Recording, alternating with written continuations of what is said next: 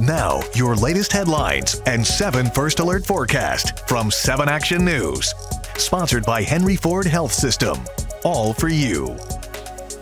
Good evening. I'm Dave Llewellyn with an update from 7 Action News. The search is on for a hit-and-run driver who slammed into a police car. Officers had the man pulled over at Pinewood and Barlow this morning, believing he was driving a stolen Jeep. That's what investigators say. He backed into a marked unit and took off.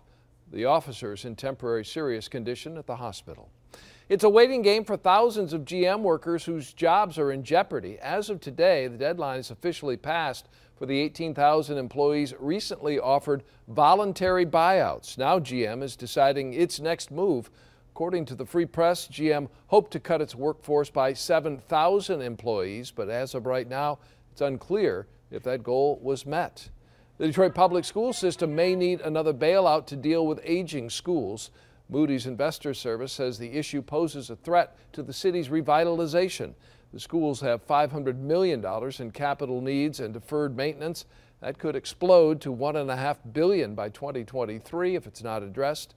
Moody's says the state may have to get involved because the district can't finance the improvements and the city has its own challenges.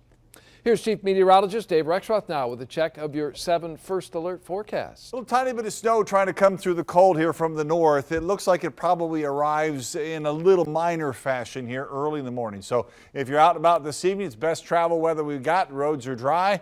Traffic is pretty busy, but the roads are dry. If you're going later on tonight, roads are still dry. The clouds. Then tomorrow morning, there could be a little tiny bit of snow. Not as much as we had last night, not the kind of problems we had on the roads this morning. So 32 tomorrow. The cold air is here. Slight chance for snow early till about 9-10 o'clock. That's mostly just flurries, and then a little brighter afternoon. The wind's still cold, though, as we go along. Thanksgiving Day starts very cold. I think we'll be in the teens for lows, 20 at the start of the turkey trot, and still 20s throughout the parade. Make sure you're all bundled up. All right, Dave, thanks. And those are your 7 Action News headlines. We have all these stories and much more on our website, WXYZ.com, and on our app. Have a great night. These have been your latest headlines and 7 First Alert forecast from 7 Action News. Sponsored by Henry Ford Health System. All for you.